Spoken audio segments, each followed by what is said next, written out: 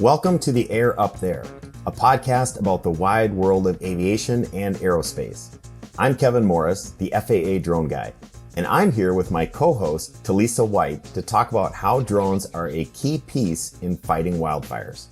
Yeah, Kevin. Sadly, another year with more than 6 million acres of forest burned. Drones are totally redefining aviation operations for wildfires. And emergency responders are really pushing innovation.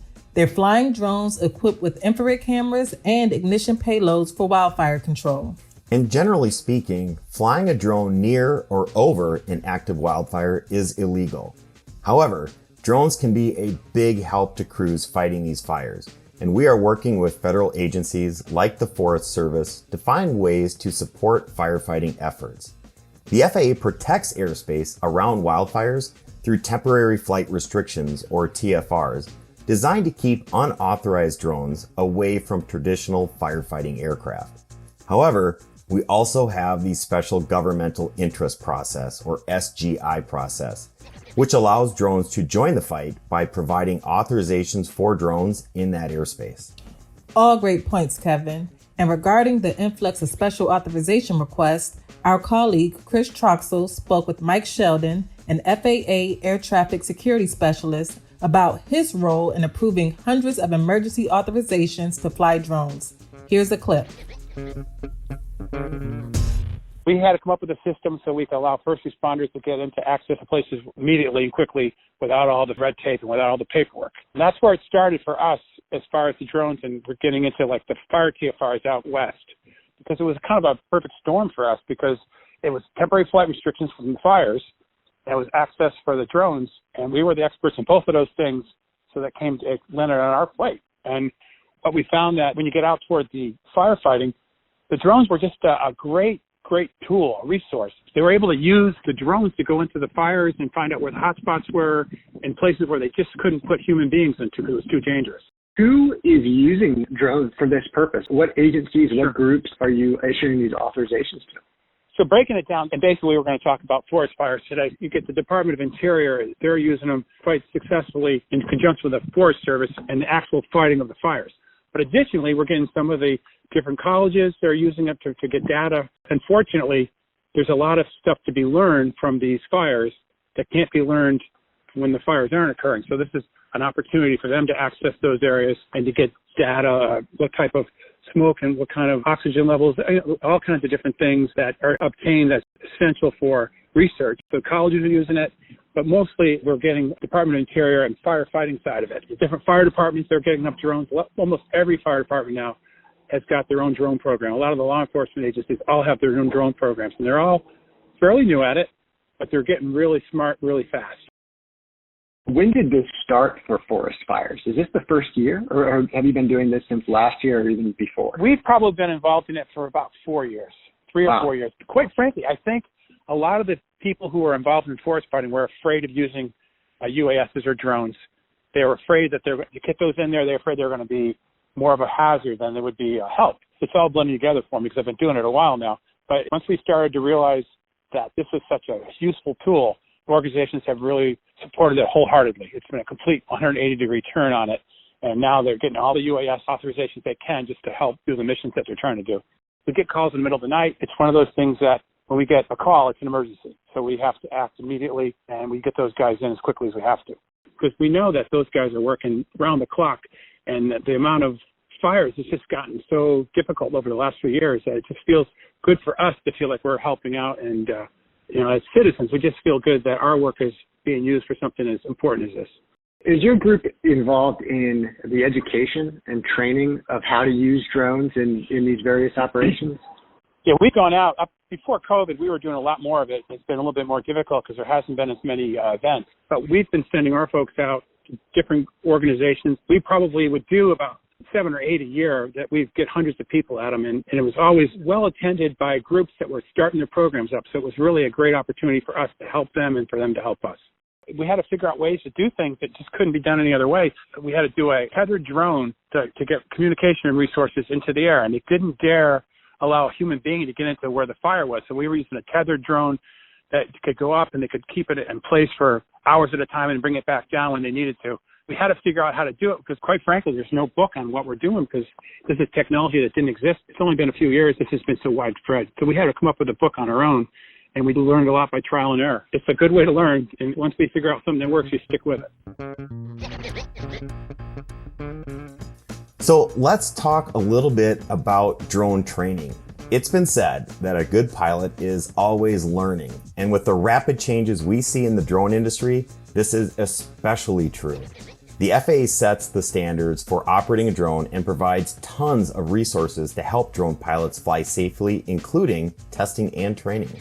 So Dirk Giles said that his group at the Forest Service takes part in a national interagency training program that is developing highly skilled drone operators for their tough missions. They have a robust program there of 65 operators, and he's aiming to double that number next year. They've requested more than 80 special waivers from the FAA this year. Wow. And drone programs are rapidly growing across the federal government, universities, and private companies for so many applications. Let's hear Chris's conversation with Dirk. It's clear that drones have become a useful tool for your group. Can you tell me why they've become so useful and how you're using them at the Forest Service? Sure. The first wildland fire mission, it occurred back in 2015. Since then, we've seen nothing but an incredible growth rate. We get a lot of requests on an annual basis, and it's only increasing every year. But if you really looked at like that 2015 timeframe, just the platforms that we were using versus what we're using now, increased endurance, better sensors, better integration into the airspace. It's an incredible tool to heighten the situational awareness of on-the-ground decision makers right now. And so if they can have actionable intelligence with their surrounding scenarios, it's a game changer. Now we're really beginning to explore the more tactical uses. Advancements in payload technologies, such as aerial ignition, for example. We're pretty proud of that one right now. And really beginning to support the boots on the ground from a tactical aspect versus just an ISR capability. And what is this aerial ignition?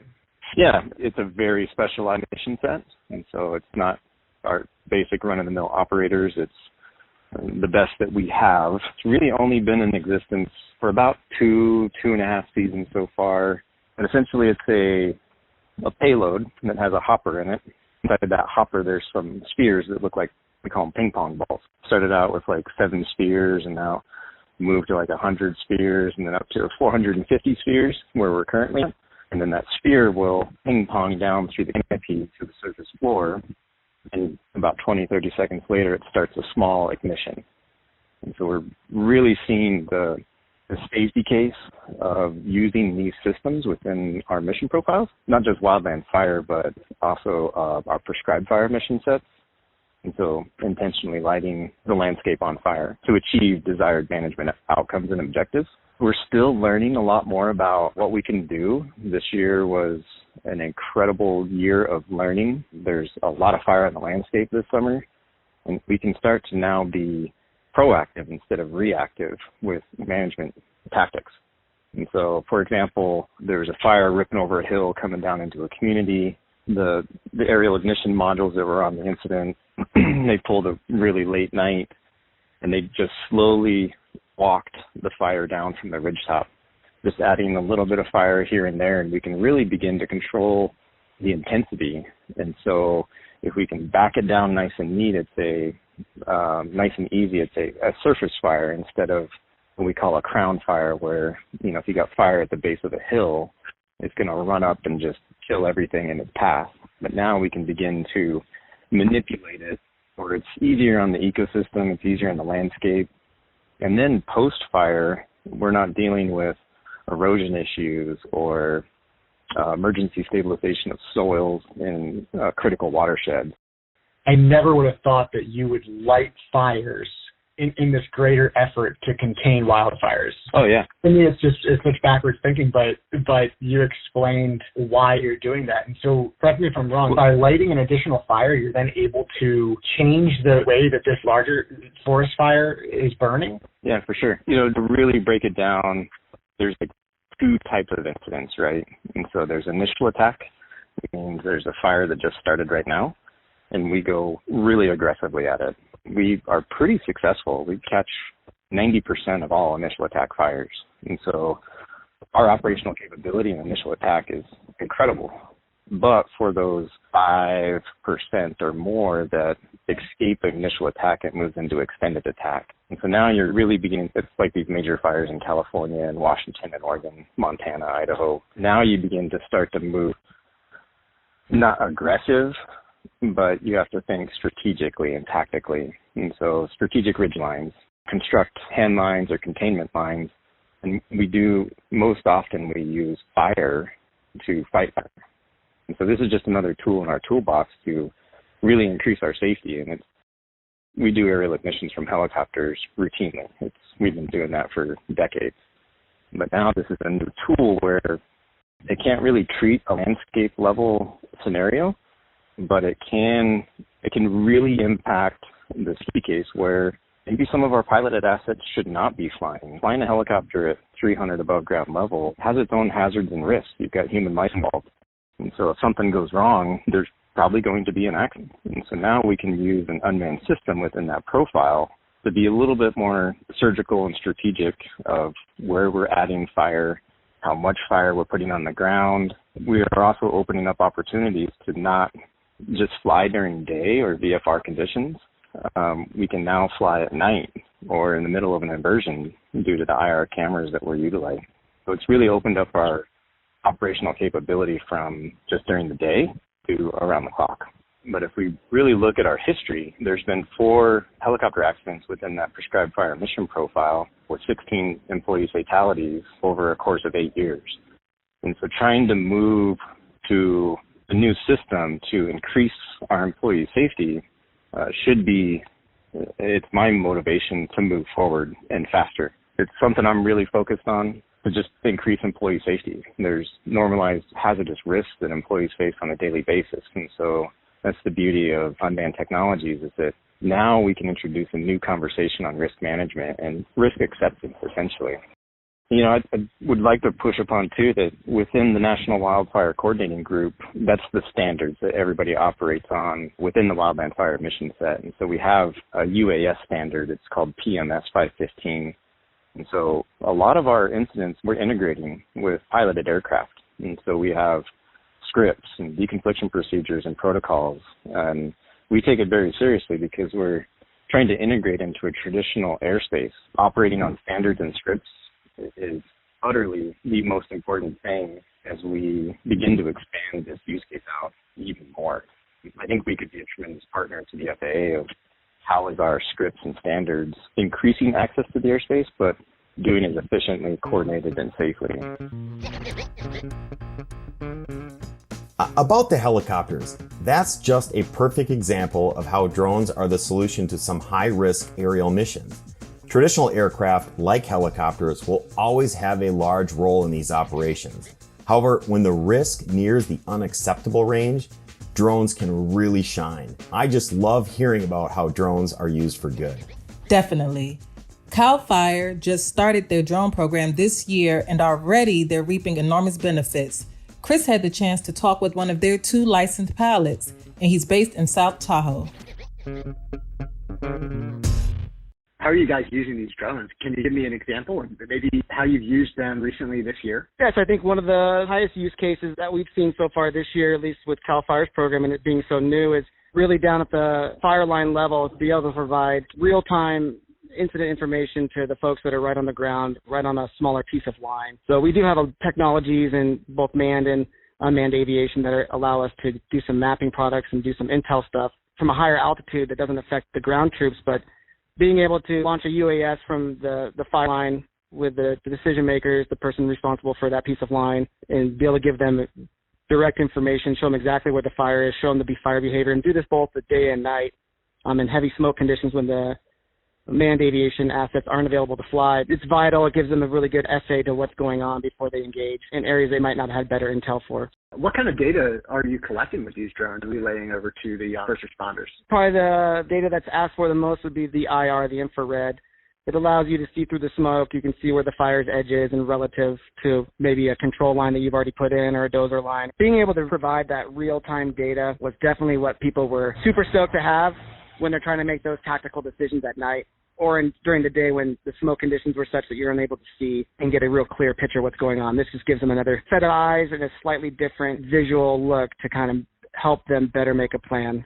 This program is very new, and one of the focuses we have with this program is that it aligns with our federal partners, really making sure that everyone's on the same page when it comes to the true operations of the UAS and airspace coordination.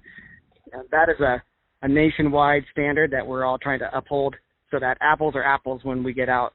Whether it's a CAL FIRE employee or a federal employee flying UAS on a wildland fire, there should be no confusion from anyone that they're getting the same product from an operational standpoint.